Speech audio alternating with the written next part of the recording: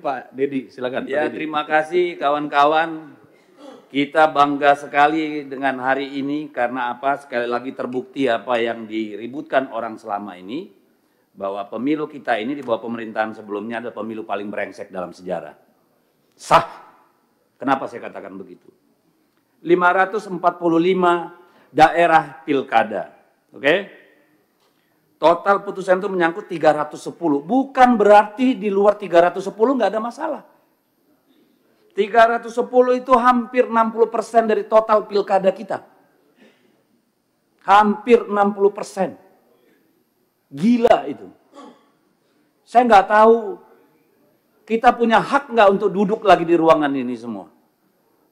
Kalau kita punya budaya malu, saya kira wajar kita mundur semua. KPU, Bawaslu, Mendagri, Kapolri, gagal kita ini. DPR juga. Supaya adil. Nggak apa-apa, kalau perlu kita mundur berjamaah, saya siap. Supaya sebagai tanggung jawab kita terhadap bangsa ini loh.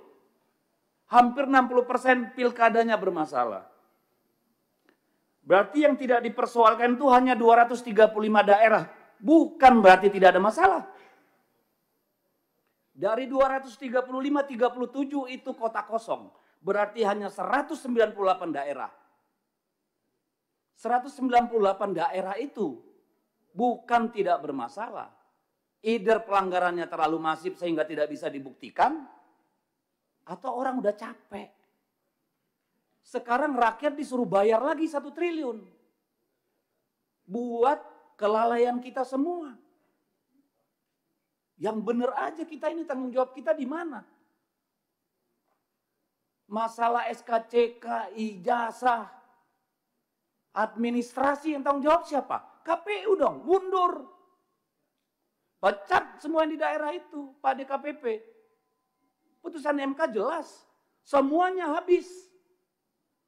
Kalau nggak ada yang tanggung jawab, yang jaga republik ini siapa? Masa iya urusan remeh-temeh begini, ijazah palsu, masa jabatan, kayak keledai kita. Berulang-ulang masuk lubang yang sama. Ini soal kualitas. Secara administratif aja kita gagal. Gimana secara substantif? Ini keterlaluan kalau menurut saya. Hampir 60% pilkada bermasalah.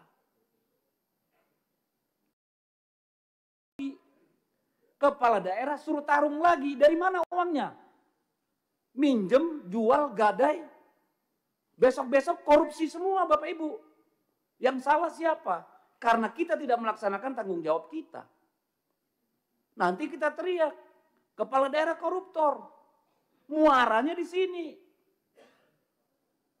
Ketidakmampuan kita menjaga pemilu yang jurdil, bikin pelanggaran di mana-mana. Dan kita harus bayar itu semua. Enak banget. Apa yang mau kita sampaikan, Pak? Tidak adil kalau ini ditimpakan sama pemerintah daerah. Sudah anggaran dipangkas, suruh lagi dibiayai nih kelalaian kalian semua. Tidak akan ada gugatan kalau Gakumdu itu benar-benar kerja. Tidak akan ada yang masif kalau PJ-nya itu benar-benar punya marwah. Bawaslu-nya kerja benar. DKPP-nya kerja benar. Malu kita, Pak. Ini bukan cuma soal anggaran, ini soal peradaban. Ini bukan soal teknis. Buat apa kita pemilu?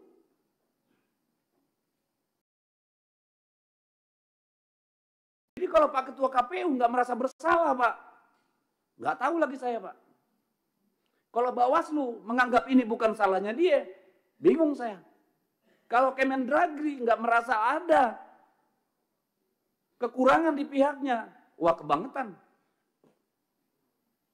Demikian juga Polri. Apa kita diskusi anggaran?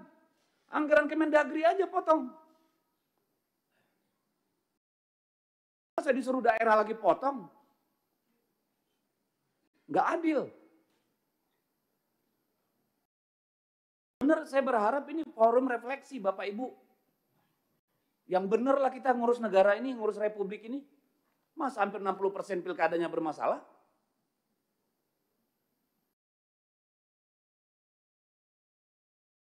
Kapan kita mau jujur, Pak? Saya tanya nih Pak Bawaslu, KPU, dan Pak Kementerian Dalam Negeri. Ini yang mau kita wariskan, Pak. Dan ini akan direplikasi pada pemilu-pemilu berikutnya, Pak. Ujungnya apa? Hutan habis, tambang habis. Semua dihabiskan untuk membiayai pemilu, Pak. Apa nggak ngelihat efek dominonya kita ini? Saya minta tolong, saya keras karena apa? Ini soal bangsa ini. Bukan soal teknis kurangnya anggaran, Bapak Ibu. Siapa yang jamin PSU pertama nanti tidak ada PSU kedua? Kita pernah ngalami sampai 3 kali PSU di Maluku Utara. Siapa yang bisa jamin? Akhirnya kepala daerah yang terpilih pun gak legitimate. Yang milih nanti 20%, 30%. Cari uang lagi mereka untuk money politik. Untuk sembako. Garbage in, garbage out. Sampah masuk, sampah keluar. Kalau mau kita mundur bareng-bareng, ayo mundur. Tanggung jawab sama negara ini. Kayak mana kita ini? Saya nggak merasa punya martabat jadi DPR kayak begini hasil pemilunya, Pak. Jujur aja, Pak. Ibu, saya nggak punya kemampuan untuk menerima ini. Begini yang kita hasilkan. Kita semua bagian dari persoalan. Bukan cuma soal jabatan. Tanggung jawab kita pada anak-anak kita, Bapak Ibu. Masih ada nggak itu di dada kita? Masih ada nggak sih? Yang begini ini mau kita wariskan. Ini anggota DPR nih semua ini babak belur, Pak. Berdarah-darah, Pak. Kemarin pemilu. Pemilu berikutnya. Apa yang berani bertarung di DPR, Pak?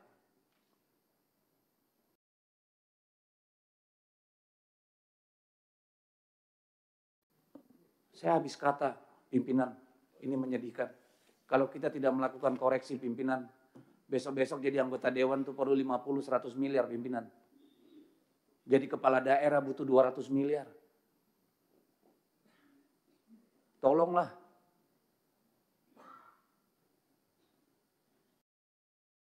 Saya minta tolong. Saya minta tolong bapak-bapak, ibu semua mundur. Kalau nggak berani mundur sendiri, saya ikut mundur. Nggak benar begini. Terima kasih Pak Dedi.